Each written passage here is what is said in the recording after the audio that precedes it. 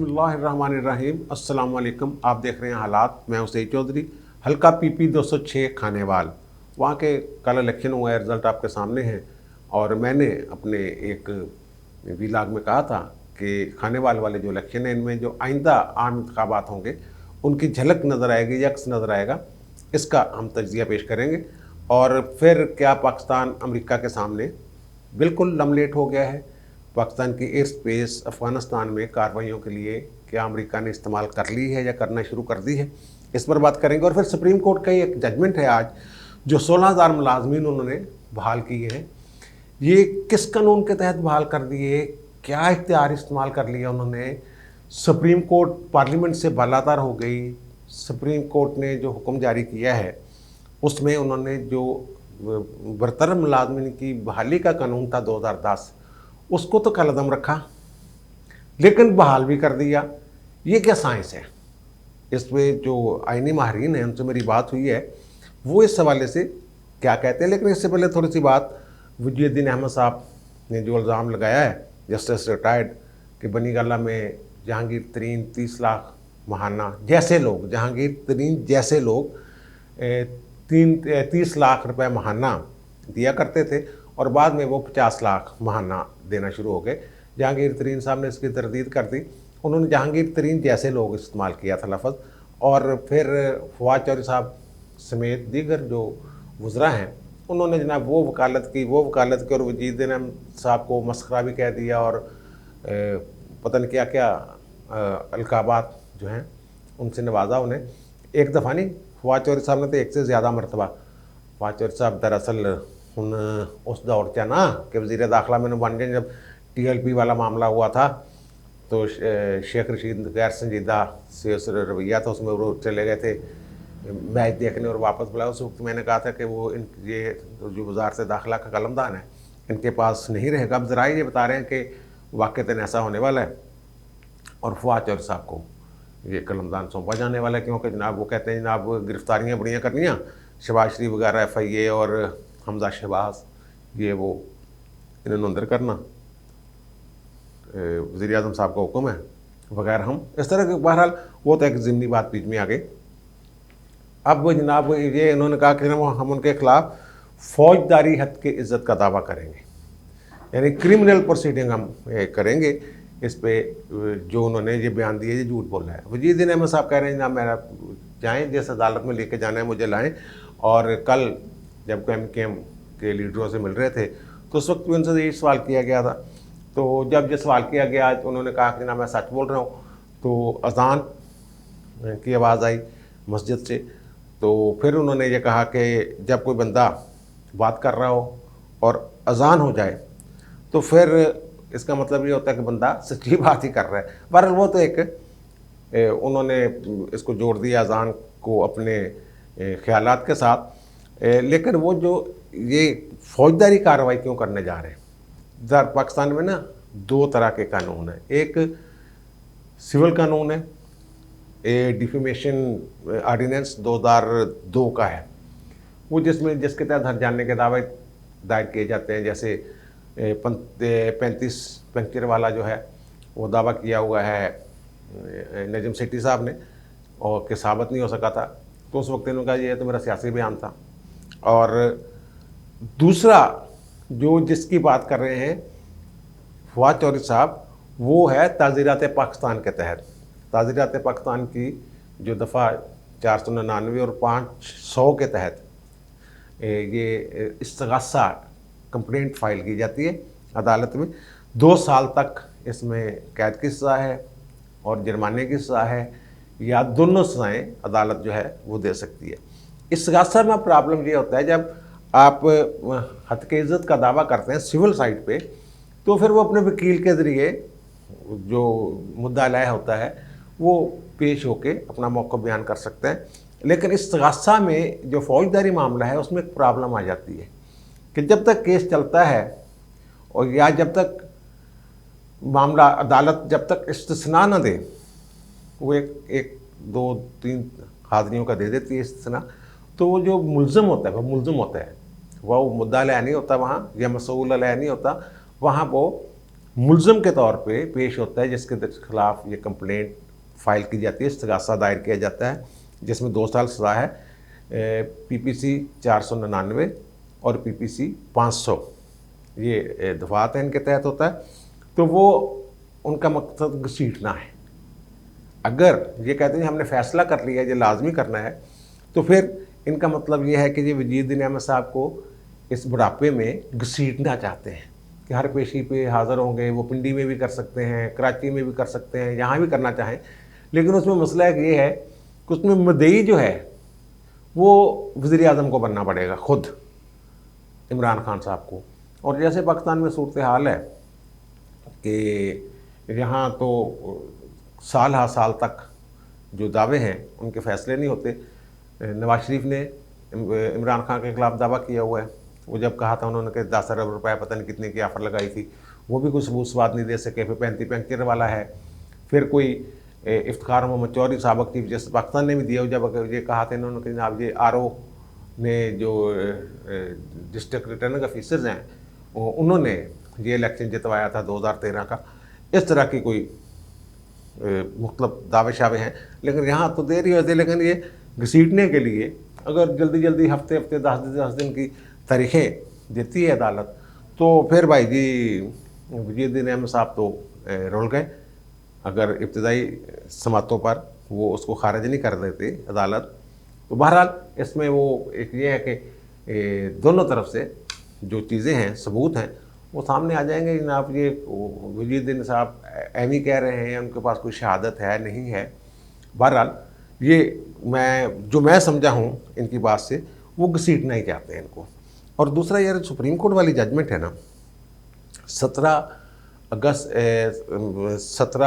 मेरे ख्याल 17 अगस्त को इन्होंने सुप्रीम कोर्ट ने एक फ़ैसला दिया था कि इनको जो बहाल हुए थे मुलाजमीन 16,000 के करीब, उनकी बहाली का जो कानून था 2010 का, वो कलअदम कर दिया था सुप्रीम कोर्ट ने।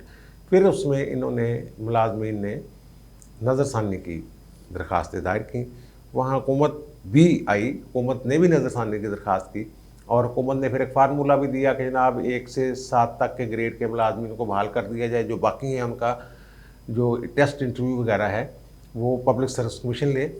अब इसमें दिलचस्प बात ये हुई है कि जो बरतरफ मुलाजमीन हैं उनको 16,000 के करीब वो कहते हैं मुलाजमीन हैं।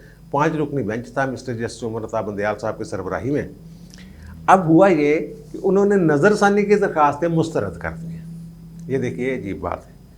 और इसको बना दिया, इस मामले को अज़ख़ुद नोटिस सुओ मोटो आइन के आर्टिकल 184 सब आर्टिकल 3 के तहत 184(3) के तहत अब उन्होंने इसको बना दिया सुओ मोटो। सुओ मोटो में उन्होंने जनाब वो कहते हैं तफसीली फ़ैसला बाद में आएगा, इनको बहाल किया जाता है उसी तारीख से, यानी 17 अगस्त से, जब ये सुप्रीम कोर्ट की जजमेंट के ज़रिए दोबारा बरतरफ हुए थे। वो पहले बरतरफ हुए थे, वो बहाल हो गए। और फिर उन्होंने कहा कि जनाब 1 से 7 तक तो ठीक है, फौरी बहाल, बाकी जो हैं उनका महकमाना टेस्ट वगैरह होगा। और उन्होंने इसी के साथ आइन के आर्टिकल 187 का इस्तेमाल किया है। वो 187 ये है कि अपने अहकामात के हवाले से मुकम्मल इंसाफ की फराहमी के लिए सुप्रीम कोर्ट को कुछ इख्तियारात हैं। लेकिन जो मेरी बात हुई है माहरीन से, वो कहते हैं कि किसी भी इख्तियार को जब तक उसकी बैक पे कोई कानून ना हो, सुप्रीम कोर्ट भी हुक्म जारी नहीं कर सकती। सुप्रीम कोर्ट ऐसा हुक्म नहीं जारी कर सकती कि जनाब मर्द को औरत या औरत को मर्द डिक्लेयर कर दे, जनाब इसको मर्द बना दो, इसको औरत बना दो। उसके पीछे कोई कानून होता है, उस कानून के तहत वो जो कानून है उसको तो उड़ा दिया इन्होंने। अब इसमें मिस्टर जस्टिस मंसूर अली शाह ने जो इख्तलाफी नोट दिया है, उन्होंने जो बहाली का कानून था उसकी कुछ शिकों पर उन्होंने एतराज़ किए हैं कि इसका जायज़ा लिया जाना चाहिए। लेकिन उन्होंने कहा ये नहीं हो सकता कि आप पार्लियामेंट के जो बनाए हुए कानून है उसको तो कलअदम कर देते हैं और अपने एक हुक्म के ज़रिए बहाल कर देते हैं। यानी आप पार्लियामेंट से या पार्लियामेंट के कानून से बहालाता रहोगे और फिर उसके पीछे कानून भी कोई नहीं है। ठीक है, इसमें बड़ी वाह हुई है, मुलाजमीन खुश हो गए, वहाँ नारे भी लगे। लेकिन कानून की बात यह है कि या तो नज़रसानी को वो मंजूर करते, बहाल करते। काम एक ही किया है, वो कहते हैं जनाब पार्लियामेंट का कानून आइन से मुतसादम है। तो फिर आपकी जजमेंट जो है वो आइन के ताबे कैसी होगी? फिर वो क्यों मुतसादम नहीं है? हुक्म एक है कि बहाल कर दें, ठीक है ना। मजमून एक इन्होंने इजाफी डाल दिया उसमें कि आप टेस्ट देंगे, महकमाना टेस्ट। जिन्होंने टेस्ट दिया होगा वो ठीक है, जिन्होंने नहीं दिया वो दोबारा टेस्ट देंगे। उस वक्त भी कुछ टेस्ट हुए थे, सुई गैस वगैरह वगैरह, इधर उधर लोग जो थे वो बहाल हुए थे। कुछ के टेस्ट भी हुए थे जो पंजाब में इन्होंने किए थे, वो उन्होंने दोबारा टेस्ट उस्ट किए थे। लेकिन मिस्टर मंसूर अली शाह साहब ने जो अपना अलग नोट दिया है, वो अलग नहीं, इख्तलाफी नोट दिया है। उन्होंने कहा जनाब कि पार्लिमानी निज़ाम में हमेशा पार्लिमान ही सुप्रीम होती है और मजबूत जमहूरी निज़ाम में पार्लियामेंट का सुप्रीम होना एक मुसलमा हकीकत है और पार्लियामेंट को नीचा दिखाना जमहूरियत को नीचा दिखाने के मुतरादिफ है। यानी वही बात जो मैं कर रहा हूँ, जो आइनी माहिरीन जिनके साथ मेरी गुफ्तगू वो हैरत का इजहार कर रहे थे कि पार्लियामेंट का एक कानून जिसके तहत एक इकदाम किया गया कि ये बंदे बहाल हैं, वो तो गलत है, गैर आइनी है। लेकिन सुप्रीम कोर्ट कह रही है कि हम ये कह रहे हैं कि इनको बहाल किया जा रहा है, अलग एक बगैर किसी कानून के, बगैर उस मौजू पे तो दलाइल भी नहीं हुए सो मोटो वाले मामले पे। वो कल इन्होंने फैसला महफूज किया था, आज सुना दिया, उसको बदल दिया। जो नज़रसानी की दरख्वास्त थी उसको 184 सब आर्टिकल 3 के तहत ले आए और 187 के तहत ये फैसला सुना दिया जनाब मुकम्मल इंसाफ की फराहमी के लिए। मुकम्मल इंसाफ की फराहमी जो होती है वो किसी कानून और आइन के ताबे होती है। बहरहाल मुबारक हो जी, लोग जो हैं वो बहाल हो गए। और अब यार बात आते हैं वो उसकी अफ़गानिस्तान की सूरत। इमरान खान कहता है एब्सोल्युटली नॉट, बार बार कह रहे थे पाकिस्तान की स्पेस नहीं देंगे, ये करेंगे वो करेंगे। वो पता ही चला कि अंदर खाते जो 2002 का एक एग्रीमेंट था पाकिस्तान के एयर स्पेस इस्तेमाल करने का, तो उसी पे अमल दरामद हो रहा है। 20 को OIC के जो वज़ीर ख़ारजा हैं वो इस्लामी ममालिक के, और फिर जो मुस्तकिल अरकान हैं UN सलामती कौंसिल के, उनको दावत दी गई है। अफ़गानिस्तान का वफद आएगा तालिबान का।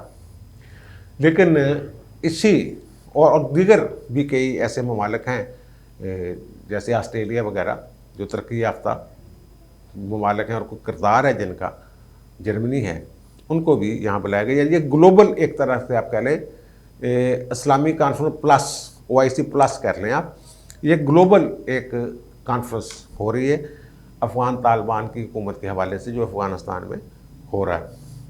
तो अब अफ़गान तालिबान जो हैं, जो पाकिस्तान के साथ इनके जो मामला चल रहे थे, वो थे तहरीके तालिबान पाकिस्तान, उनके साथ नेगोशिएशन हो रही थी। 1 महीने के लिए जंगबंदी भी हुई। जंगबंदी फिर उन्होंने 1 माह के बाद उन्होंने जो तालिबान पाकिस्तान है उन्होंने वो दोबारा उसको एक्सटेंड नहीं किया, एक्सटेंशन नहीं दी और हमले शमले भी किए पाकिस्तान पर। और फिर APS का कल दिन गुजरा है, तो APS की ज़िम्मेदारी भी इन्होंने कबूल की हुई थी। तो कल एक हमला हुआ है कुन्नड़ पे। वो कहते हैं कि TTP के किसी लीडर का कंपाउंड था जिस पे एक ड्रोन हमला हुआ है। ये राइटर की स्टोरी है और कहते हैं कि वो कामयाब नहीं हो सका। और हमारी इतला है कि कोई मौलवी फ़कीर हैं TTP के, वो उनका वो कंपाउंड था जहाँ हमला हुआ है। और कुन्नड़ में ही मुल्ला फजलुल्लाह जो हैं वो मारे गए थे एक ड्रोन अटैक में। तो एक साफ़ी हैं अमरीकी, माइकल गूगलमैन, राइटर है, बड़े साफ़ी हैं, बड़ी खबरें देते हैं। उन्होंने ये सवाल उठाया है कि ये ड्रोन हमला, ये ड्रोन किसका था, ये उन्होंने एक सवाल उठाया है। और पता ये चला है, ज़राए ये बता रहे हैं कि ये अमरीकी ड्रोन ही था और ये पाकिस्तान की स्पेस को इस्तेमाल करते हुए ये कोई वारदात डाली गई है। और पाकिस्तान की जो एयर स्पेस है उसको, कुछ लोग तो ये कहते हैं पाकिस्तान में उन्होंने अड्डा भी तो फ्राहम कर दिया कुछ देर के लिए। तो ये अब मुझे ये लग रहा है कि तालिबान अफ़गानिस्तान के साथ कुछ ऐसे मामला हो रहे हैं क्योंकि उनकी ये सर्वाइवल की जंग पाकिस्तान लड़ रहा है। ये कॉन्फ्रेंस अरेंज की है पाकिस्तान ने, और अगर पाकिस्तान हाथ खींच लेता है अफ़गान तालिबान से, उनकी हुकूमत पर से, उनके सर से हाथ उठा लेता है अपना, फिर उनके जो माली मुश्किलात और दीगर मामला, इसके इवज़ अगर वो आंखें बंद कर लेते हैं कि तहरीक तालिबान पाकिस्तान के ख़िलाफ़ कार्रवाई के हवाले से जो कार्रवाई हो रही होती है, वो अगर आंखें बंद कर लेते हैं, अफ़गान तालिबान को इतराज़ नहीं करते, तो पाकिस्तान इससे फ़ायदा उठाएगा। वो कुछ लोगों का ख्याल है कि पाकिस्तान के पास भी ऐसी ड्रोन टेक्नोलॉजी है कि वो खुद भी हमला कर सकता है, लेकिन ज़्यादा जो तासर मिल रहा है और दिया जा रहा है और जो ज़राए बता रहे हैं वो अमेरिका की ये कार्रवाई है। टीटीपी के जो लीडर थे उनके कंपाउंड पर जो हमला है, बहरहाल वहाँ क्योंकि कोई जानी नुकसान वगैरह नहीं हुआ, कहते हैं कि फ़कीर मौलवी फ़कीर ज़ख्मी हुए हैं लेकिन बच निकले हैं वहाँ से, तो इसलिए इसका डंडोरा शंडोरा नहीं पीटा गया। बहरहाल अगर ऐसा कोई मामला है कि पाकिस्तान टीटीपी जो चैलेंज कर रहा है पाकिस्तान की हुकूमत, रियासत और रिट को, उनके ख़िलाफ़ अगर दुनिया की हमें हमायत हासिल हो जाती है अफ़गान तालिबान समेत, तो मेरा ख्याल है ये बड़ी अच्छी बात होगी पाकिस्तान में अमन के लिए। अच्छा, अब वो खानेवाल वाला इशू जो मैं कह रहा हूँ, खानेवाल में जो नून लीग के उम्मीदवार हैं राना सलीम, उन्होंने 47,985 वोट लिए और जनरल इलेक्शन जो 2018 था उस वक्त 51,353 वोट नून लीग के लिए थे निशात डहा साहब ने। अब उनके अहलिया नौरीन जो हैं वो चले गई हैं पीटीआई में, और पीटीआई के राना सलीम साहब आ गए हैं नून लीग में। और उस वक्त पीटीआई के उम्मीदवार यानी सलीम साहब ने 47,807 वोट लिए थे, और अब नौरीन साहबा जो हैं जो पीटीआई की टिकट होल्डर थी, उन्होंने 33,875 वोट लिए हैं। और पीपल्स पार्टी के सैयद वासक सरजीत साहब जो हैं उन्होंने 15,233 वोट लिए हैं, और पिछले इलेक्शन में उन्होंने 5,617 वोट लिए थे, 6,617 वोट लिए थे। और टीएलपी के जो शेख अकमल हैं उन्होंने 9,678 वोट लिए हैं, और पिछले इलेक्शन में उन्होंने 5,764 वोट लिए थे। ये जो लाहौर वाला इलेक्शन था N 133, उस वक्त मैंने ये कहा था कि यहाँ दो तरह का, जैसे जुल्फ़िकार अली भुट्टो साहब का जब दौर था और बेनज़ीर के इब्तदाई एग्जाम थे 88 वाले, 88 से के बाद एक आधा इलेक्शन, वो दो इलेक्शन दो जमातें थी भुट्टो साहब की, एक पीपल्स पार्टी और एक पीपल्स पार्टी मुखालफ। इसी तरह अब जो सूरत हाल है, जो नवाज शरीफ के बयानिया ने काम दिखा दिया है, वो दो तरह के यहाँ वोट हैं। एक पंजाब की बात कर रहा हूँ, पंजाब के उन हल्कों में जहाँ नून लीग का बड़ा जोर है कि नून लीग एक और नून लीग मुखालफ दो। अब पीटीआई मुखालफ के तौर पे खानेवाल में 2018 में थी, तो पीटीआई के जो वोट हैं उनमें कमी हुई है 12,000 बल्कि 13,932 वोट कम लिए हैं नून लीग पीटीआई के उम्मीदवार जो नौरीन साहब हैं उन्होंने पिछले इलेक्शन की निस्बत। और फिर पीपल्स पार्टी के वोटों में इजाफा हुआ है 8,616, और टीएलपी के वोटों में इजाफा हुआ है इस दफ़ा 3,914, यानी 11,530 वोट जो हैं पीपीपी और टीएलपी का इजाफा हुआ है, और 13,000 वोट कम हुए हैं। 13,932 वोट पीटीआई के कम हुए हैं। ये टर्नआउट है तकरीबन जनरल इलेक्शन जितने था, काफ़ी लोग जो हैं वो वोट डालने आए हैं, और नून लीग के भी जो वोट हैं वो 2-3 हज़ार कम हुए हैं। और ये 2-3 हज़ार बीच में जो कह लें कि अब आए नहीं, यानी ये वोट जो टूटे हैं, कम हुए हैं, वो पीटीआई के हुए हैं। सबसे ज़्यादा नुकसान जो है वो पीटीआई को हुआ है। इसका मतलब ये है कि पीटीआई की जो मकबूलियत है वो कम हो रही है और नापसंदीदगी में इजाफा हो रहा है। हुकूमत इनकी है पंजाब में, वफाक में हुकूमत इनकी है, सरकारी मशीनरी थोड़ी बहुत इस्तेमाल हुई है, बाहर इलेक्शन कमीशन ने कंट्रोल किए रखा है। तो पीपल्स पार्टी ने जो वोट लिए हैं वो पीटीआई, यानी इसका मतलब यह है कि पीपल्स पार्टी पीटीआई की जगह ले रही है और पीटीआई पीछे जा रही है, वो पीपल्स पार्टी वाली सतह पे आ रही है। और जनरल इलेक्शन जो आइंदा होने वाले हैं उसमें भी लग यही रहा है कि सूरत ऐसी ही होगी कि नून लीग जो है, पंजाब की हद तक मैं बात कर रहा हूँ, नून लीग जो है वो उनकी वोट जो मकबूलियत जो है वो बढ़ती हुई दिखाई दे रही है।